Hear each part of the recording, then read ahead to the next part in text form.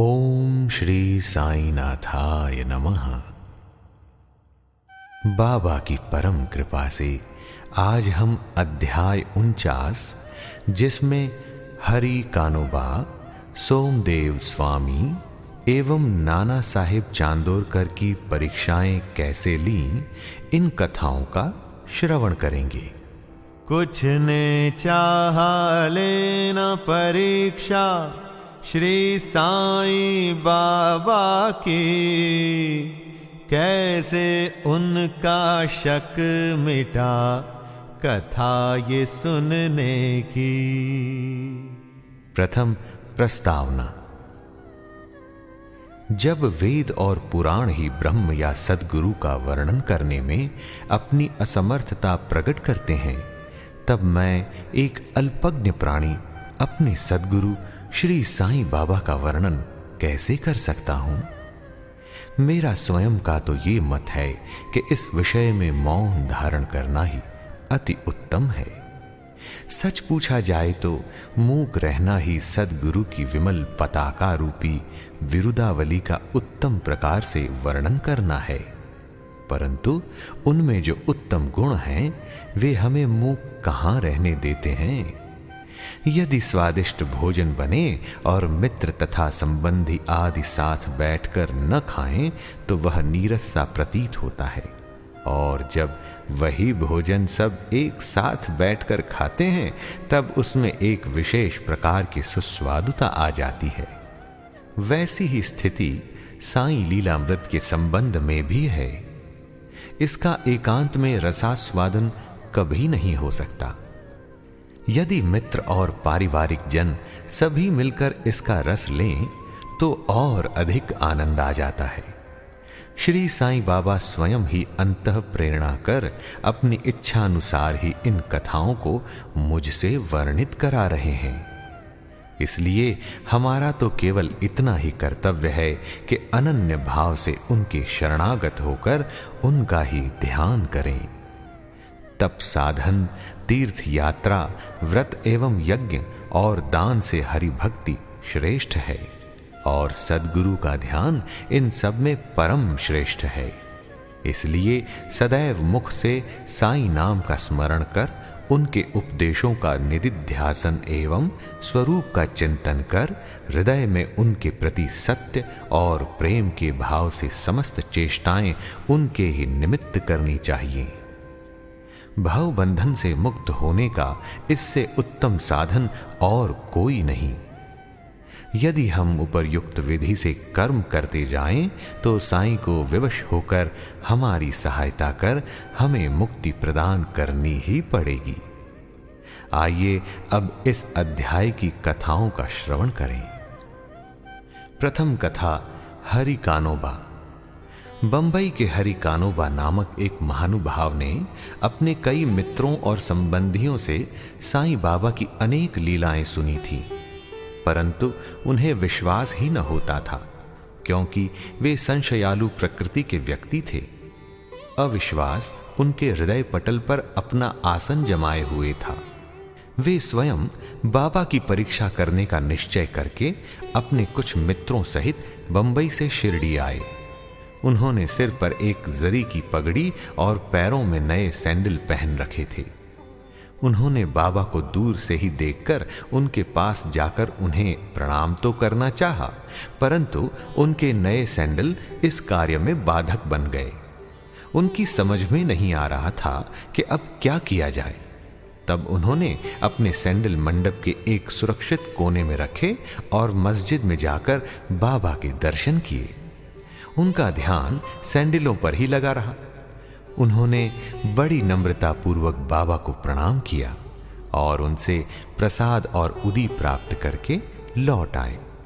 पर जब उन्होंने कोने में दृष्टि डाली तो देखा कि सैंडल तो अंतर ध्यान हो चुके हैं।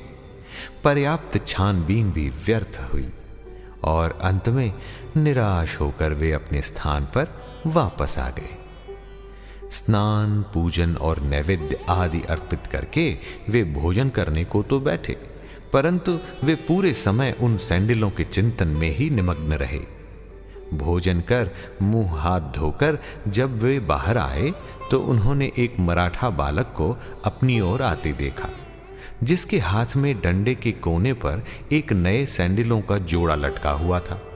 उस बालक ने हाथ धोने के लिए बाहर आने वाले लोगों से कहा, बाबा ने मुझे ये डंडा हाथ में देखकर रास्तों में घूम घूम कर हरी का बेटा जरी का फेंटा पुकार लगाने को कहा है, तथा जो कोई कहे कि सैंडल हमारे हैं उससे पहले ये पूछना कि क्या उसका नाम हरि और उसके पिता का क अर्थात कानोबा से है।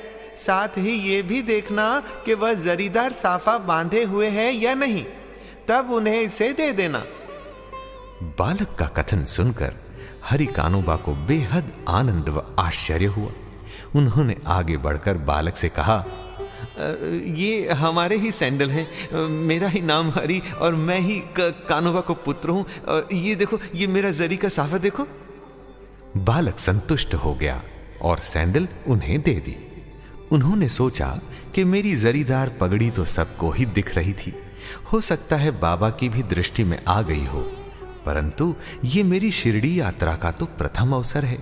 फिर बाबा को ये कैसे विदित हो गया कि मेरा ही नाम हरि है और मेरे पिता का कानोबा? वह तो केवल बाबा की परीक्षार्थ वहां आया था।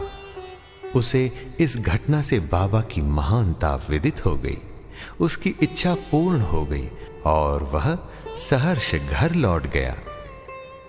आइए अब एक दूसरे संशयालु व्यक्ति की कथा सुने, जो बाबा की परीक्षा करने आया था। काका साहेब दीक्षित के भ्राता श्री भाईजी नागपुर में रहते थे। जब वे सन 1906 में हिमालय गए थे, तब उनका गंगोत्री घाटी के नीचे हरिद्वार के समीप उत्तर काशी में एक सोमदेव स्वामी से परिचय हो गया। दोनों ने एक दूसरे के पते लिख लिए। 5 वर्ष पश्चात सोमदेव स्वामी नागपुर में आए और भाई जी के यहां ठहरे। वहां श्री साईं बाबा की कीर्ति सुनकर उन्हें बड़ी प्रसन्नता हुई तथा शिरडी जाकर बाबा के दर्शन करने की तीव्र उत्कंठा हुई। मनमाड़ और कोपर गांव निकल जाने पर वे एक तांगे में बैठकर शिरडी को चल पड़े। शिरडी के समीप पहुंचने पर उन्होंने दूर से ही मस्जिद पर 2 ध्वज लहराते देखे।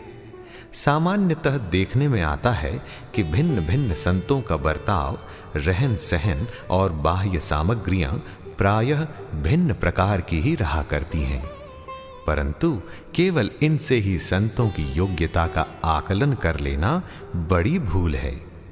सोमदेव स्वामी कुछ भिन्न प्रकृति के थे। उन्होंने जैसे ही ध्वजों को लहराते देखा तो वे सोचने लगे कि बाबा संत होकर इन ध्वजों में इतनी दिलचस्पी क्यों रखते हैं? क्या इससे उनका संतपन प्रकट होता है? ऐसा प्रतीत होता है कि यह संत अपनी कीर्ति का इच्छुक है। अतएव उन्होंने शिरडी जाने का विचार त्याग कर अपने सहयात्रियों से कहा कि मैं तो वापस लौटना चाहता हूं। तब वे लोग कहने लगे कि फिर व्यर्थ ही इतनी दूर क्यों आए? अभी केवल ध्वजों को देखकर तुम इतने उद्विग्न हो उठे हो, तो जब शिरडी में रथ, पालकी, घोड़ा और अन्य सामग्रियां देखोगे तब तुम्हारी क्या दशा होगी? स्वामी को अब और भी अधिक घबराहट होने लगी और उसने कहा कि मैंने अनेक साधु संतों के दर्शन किए हैं, परंतु यह संत कोई निराला ही है जो इस प्रकार ऐश्वर्य की वस्तुएं संग्रह कर रहा है। ऐसे साधु के दर्शन न करना ही उत्तम है। ऐसा कहकर वे वापस लौटने लगे। तीर्थयात्रियों ने प्रतिरोध करते हुए उन्हें आगे बढ़ने की सलाह दी और समझाया कि तुम यह संकुचित मनोवृत्ति छोड़ दो। मस्जिद में जो संत है वे इन ध्वजाओं और अन्य सामग्रियों या अपनी कीर्ति का स्वप्न में भी सोच विचार नहीं करते। अरे ये सब तो उनके लिए भक्तगण प्रेम और भक्ति के कारण ही उनको भेंट किया करते हैं। अंत में वे शिरडी जाकर बाबा के दर्शन करने को तैयार हो गए। मस्जिद के मंडप में पहुंचकर तो वे द्रवित हो गए। उनकी आंखों से अश्रुधारा बहने लगी और कंठ रूंध गया। अब उनके सब दूषित विचार हवा हो गए और उन्हें अपने गुरु के शब्दों की स्मृति हो आई, कि मन जहां अति प्रसन्न और आकर्षित हो जाए, उसी स्थान को ही अपना विश्राम धाम समझना। वे बाबा की चरण रज में लौटना चाहते थे, परंतु जब वे उनके समीप गए तो बाबा एकदम क्रोधित होकर जोर जोर से चिल्लाकर कहने लगे, हमारा सामान हमारे साथ ही रहने दो, तुम अपने घर वापस लौट जाओ। सावधान, यदि फिर कभी मस्जिद की सीढ़ी चढ़े तो ऐसे संत के दर्शन ही क्यों करने चाहिए जो मस्जिद पर ध्वजाएं लगाकर रखे? क्या ये संतपन के लक्षण है? एक क्षण भी यहां न रुको, चले जाओ। अब उसे अनुभव हो गया कि बाबा ने अपने हृदय की बात जान ली है और वे कितने सर्वज्ञ हैं। उसे अपनी प्रवृत्ति पर हंसी आने लगी तथा उसे पता चल गया कि बाबा कितने निर्विकार और पवित्र हैं। उसने देखा कि वे किसी को हृदय से लगाते और किसी को हाथ से स्पर्श करते हैं तथा किसी को सांत्वना देकर प्रेम दृष्टि से निहारते हैं। किसी को उदी प्रसाद देकर सभी प्रकार से भक्तों को सुख और संतोष पहुंचा रहे हैं। तो फिर मेरे साथ ऐसा रूखा बर्ताव क्यों? अधिक विचार करने पर वे इसी निष्कर्ष पर पहुंचे कि इसका कारण मेरे आंतरिक विचार ही थे और इससे शिक्षा ग्रहण कर मुझे अपना आचरण सुधारना चाहिए। बाबा का क्रोध तो मेरे लिए वरदान स्वरूप है। अब ये कहना व्यर्थ ही होगा कि वे बाबा की शरण में आ गए और उनके परम भक्त बन गए।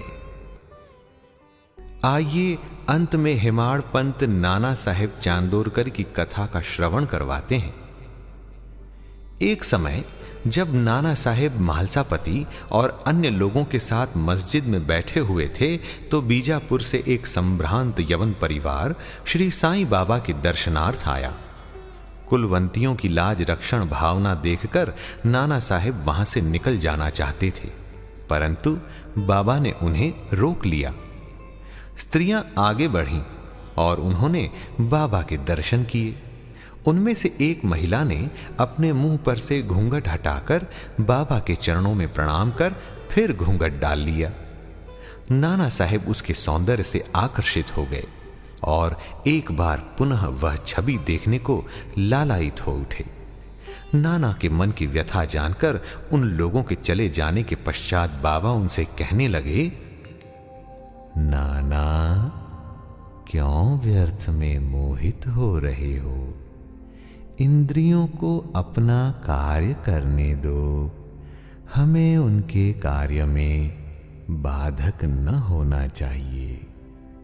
भगवान ने ये सुंदर सृष्टि निर्माण की है, अतः हमारा कर्तव्य है कि हम उसके सौंदर्य की सराहना करें। यह मन तो क्रमशः ही स्थिर होता है और जब सामने का द्वार खुला है तब हमें पिछले द्वार से क्यों प्रविष्ट होना?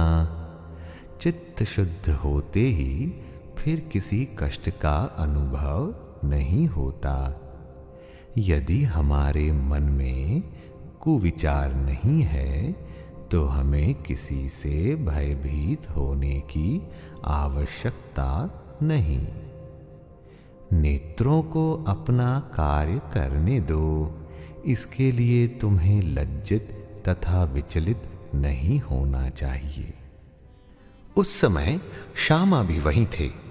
उनकी समझ में न आया कि आखिर बाबा के कहने का तात्पर्य क्या है, इसलिए लौटते समय इस विषय में उन्होंने नाना से पूछा।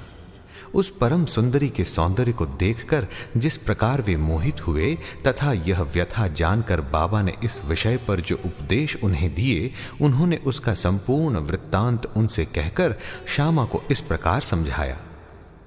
हमारा मन स्वभावतः ही चंचल है, पर हमें उसे लंपट नहीं होने देना चाहिए। इंद्रियां चाहे भले ही चंचल हो जाएं, परंतु हमें अपने मन पर पूर्ण नियंत्रण रखकर उसे अशांत नहीं होने देना चाहिए। इंद्रियां तो अपने विषय पदार्थों के लिए सदैव चेष्टा किया ही करती हैं, पर हमें उनके वशीभूत होकर उनके इच्छित पदार्थों के समीप नहीं जाना चाहिए। क्रमशः प्रयत्न करते रहने से इस चंचलता को नियंत्रित किया जा सकता है। यद्यपि उन पर पूर्ण नियंत्रण संभव नहीं है, तो भी हमें उनके वशीभूत नहीं होना चाहिए। प्रसंगानुसार हमें उनका वास्तविक रूप से उचित गति अवरोध करना चाहिए। सौंदर्य तो देखने का विषय है, इसलिए हमें निडर होकर सुंदर पदार्थों की ओर देखना चाहिए। यदि हम में किसी प्रकार के कुविचार न आए तो इसमें लज्जा और भय की आवश्यकता ही क्या है। यदि मन को निरीक्ष बनाकर ईश्वर के सौंदर्य को निहारो तो इंद्रियां सहज और स्वाभाविक रूप से अपने वश में आ जाएंगी और विषयानंद लेते समय भी तुम्हें ईश्वर की स्मृति बनी रहेगी। यदि उसे बाह्य इंद्रियों के पीछे दौड़ने तथा उनमें लिप्त रहने दोगे तो तुम्हारा जन्म मृत्यु के पाश से कदापि छुटकारा न होगा। विषय पदार्थ इंद्रियों को सदा पथ भ्रष्ट करने वाले होते हैं। अतएव हमें विवेक को सारथी बनाकर मन की लगाम अपने हाथ में लेकर इंद्रिय रूपी घोड़ों को विषय पदार्थों की ओर जाने से रोक लेना चाहिए। ऐसा विवेक रूपी सारथी हमें विष्णु पद की प्राप्ति करा देगा, जो हमारा यथार्थ में परम सत्य धाम है और जहां गया हुआ प्राणी फिर कभी यहां नहीं लौटता। रखिए मन को थाम कर इंद्रिय वश में होए, जो मन पर काबू रखे ब्रह्म ज्ञान उसे होए। श्री सद्गुरु साईनाथार्पणमस्तु। शुभम भवतु। अध्याय 49 संपूर्णम।